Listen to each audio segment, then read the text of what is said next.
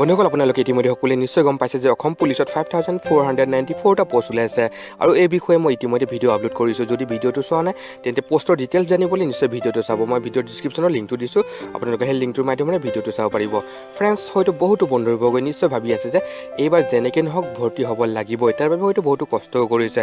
মই ভাবোঁ আপোনালোকে সকলোৱে সফল হোৱাটো, কিন্তু কথা হ'ল এটা সৰু ভুলৰ বাবে হয়তো আপুনি অংশগ্ৰহণ কৰিব নাপাবও পাৰে।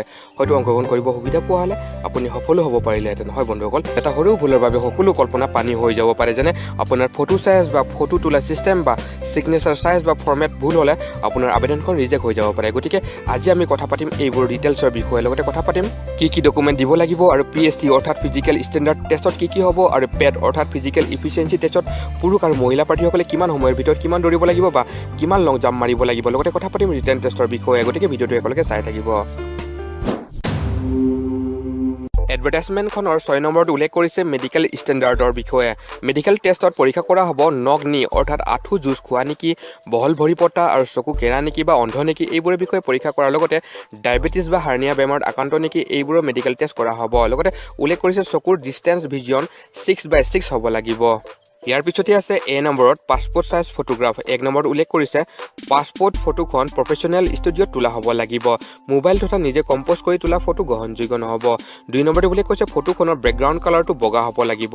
3 নম্বৰতে উল্লেখ কৰিছে ফটোখন 1 জানুৱাৰী 2018 তাৰিখৰ পিছত তোলা হ'ব লাগিব।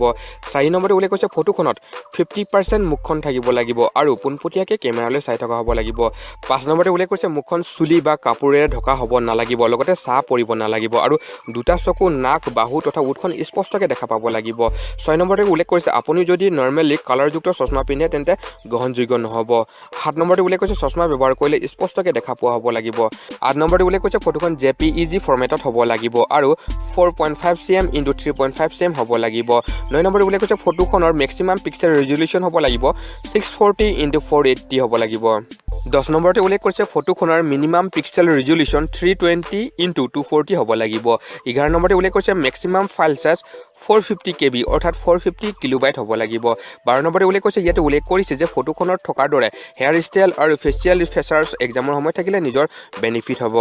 বি নম্বৰত আছে ছিগনেচাৰ অৰ্থাৎ স্বাক্ষৰ। 1 নম্বৰত উল্লেখ কৰিছে নিজৰ ছিগনেচাৰ অৰ্থাৎ স্বাক্ষৰটো বগা উকা কাগজত ক'লা চিয়াহীৰে স্বাক্ষৰ কৰা হ'ব লাগিব। 2 নম্বৰতে উল্লেখ কৰিছে ছিগনেচাৰটো ডিজিটেলি ফটোগ্ৰাফ অথবা প্ৰফেশ্যনেল ফটো ষ্টুডিঅ'ৰ পৰা স্কেন কৰা হ'ব লাগিব। 3 নম্বৰতে উল্লেখ কৰিছে JPEG ফৰ্মেটতহে গ্ৰহণযোগ্য হ'ব। 4 নম্বৰতে উল্লেখ কৰিছে মেক্সিমাম পিক্সেল ৰিজলিউশ্যন 800 × 300 হ'ব লাগিব। 5 নম্বৰতে উল্লেখ কৰিছে মিনিমাম পিক্সেল ৰিজলিউশ্যন 400 × 150 হ'ব লাগিব। 6 নম্বৰতে উল্লেখ কৰিছে ছিগনেচাৰৰ ডাইমেনশ্যনটো ৱাইড 3.5 cm × হাইট 2.5 cm হ'ব লাগিব।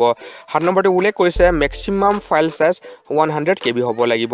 8 নম্বৰতে উল্লেখ কৰিছে মোবাইল ফোনেৰে তোলা ফটোগ্ৰাফ বা ছিগনেচাৰটো গ্ৰহণযোগ্য নহ'ব। চি নম্বৰতে উল্লেখ কৰিছে প্ৰয়োজনীয় ডকুমেণ্টবোৰ। 1 নম্বৰত উল্লেখ কৰিছে বয়সৰ প্ৰমাণৰ বাবে HSLC চাৰ্টিফিকেট দিব লাগিব। 2 নম্বৰতে উল্লেখ কৰিছে কাষ্ট চাৰ্টিফিকেট দিব লাগিব। 3 নম্বৰতে উল্লেখ কৰিছে আছাম পুলিচৰ স্পেচিয়েল ব্ৰাঞ্চে ইছ্যু কৰা FMMO চাৰ্টিফিকেট দিব লাগিব। 4 নম্বৰতে উল্লেখ কৰিছে বেছিক আৰু এডভান্স হোম গাৰ্ড ট্ৰেইনিং আৰু অভিজ্ঞতাৰ চাৰ্টিফিকেট দিব লাগিব কম্পিটেণ্ট অথৰিটিৰ পৰা। 5 নম্বৰতে উল্লেখ কৰিছে SPO সকলে SPৰ দ্বাৰা ইছ্যু কৰা এপইণ্টমেণ্ট চাৰ্টিফিকেটখন দিব লাগিব। 6 নম্বৰতে উল্লেখ কৰিছে VDPৰ সদস্য হিচাপে কাম কৰা চাৰ্টিফিকেট দিব লাগিব, যিটো SPৰ দ্বাৰা ইছ্যু কৰা হ'ব লাগিব।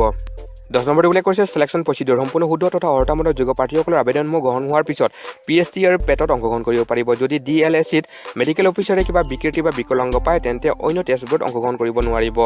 12 নম্বৰতে উল্লেখ কৰিছে PST অৰ্থাৎ ফিজিকেল ষ্টেণ্ডাৰ্ড টেষ্ট। PSTত কোনো নম্বৰ দিয়া নহ'ব, মাথো হাইট, ৱেট, চেষ্ট মেজাৰমেণ্ট কৰিব আৰু মেডিকেল অফিচাৰে প্ৰিলিমিনাৰী চেকআপ কৰিব, যেনে আঁঠু যুঁজ খোৱা হয় নেকি, চকু দৃষ্টি কিমান, অন্ধ নেকি, বহল পতা নেকি, শাৰীৰিক ডিফৰ্মিটিছবোৰ চেকআপ কৰিব।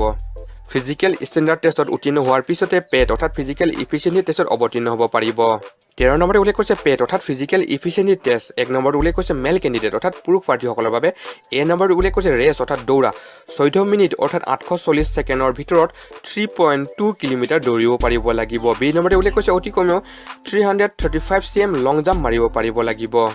2 নম্বৰতে উল্লেখ কৰিছে ফিমেল কেণ্ডিডেট অৰ্থাৎ মহিলা প্ৰাৰ্থীসকলৰ বাবে। A নম্বৰতে উল্লেখ কৰিছে ৰেচ অৰ্থাৎ দৌৰ 8 মিনিটত 1600 মিটাৰ দৌৰিব পাৰিব লাগিব। B নম্বৰতে উল্লেখ কৰিছে লং জাম্প অতি কমেও 244 cm লং জাম্প মাৰিব পাৰিব লাগিব। 15 নম্বৰতে উল্লেখ কৰিছে ৰিটেন টেষ্ট। A নম্বৰতে উল্লেখ কৰিছে 100টা মাল্টিপল চইচ টাইপ কুৱেশ্যন থাকিব।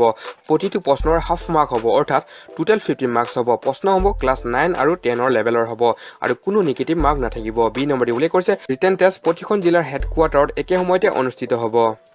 বন্ধুসকল এইখনেই হৈছে ডিষ্ট্ৰিক্ট ৱাইজ ভেকেঞ্চি ডিটেইলছ আপোনালোকে ভিডিঅ'টো পজ কৰি নিজৰ জিলাসমূহৰ ভেকেঞ্চি ডিটেইলছসমূহ চাব পাৰিব বন্ধুসকল আবেদন কৰাৰ আগতে এডভাৰটাইজমেণ্টখন ডাউনলোড কৰি এবাৰ ভালদৰে চাই ল'ব এডভাৰটাইজমেণ্টখনৰ ডাউনলোড লিংকটো ভিডিঅ'ৰ ডিছক্ৰিপশ্যনত দিছোঁ সেই লিংকটোৰ মাধ্যমেৰে পোনপটীয়াকৈ অতি সহজে এডভাৰটাইজমেণ্টখন ডাউনলোড কৰি ল'ব পাৰিব আপোনালোকৰ সুবিধাৰ্থে অনলাইন এপ্লাই কৰিবৰ বাবে অনলাইন এপ্লাই লিংকটো মই ভিডিঅ'ৰ ডিছক্ৰিপশ্যনত দি দিছোঁ আপোনালোকে তাত ক্লিক কৰি পোনপটীয়াকৈ অনলাইন এপ্লাই পেজত যাব পাৰিব আশা কৰোঁ আপোনালোকে নিশ্চয় এই ভিডিঅ'টোৰ পৰা অলপ হ'লেও উপকৃত হ'ব পাৰিব যদি সঁচাকৈ অলপ হ'লেও উপকৃত হ'ব পাৰিছে তেন্তে নিশ্চয় এটা লাইক কৰিব ধন্যবাদ বন্ধুসকল Thanks for watching. Please don't forget to like and share the video. Subscribe Assamese Tech Support YouTube channel for daily latest job information and press the bell icon for notification. Thanks again.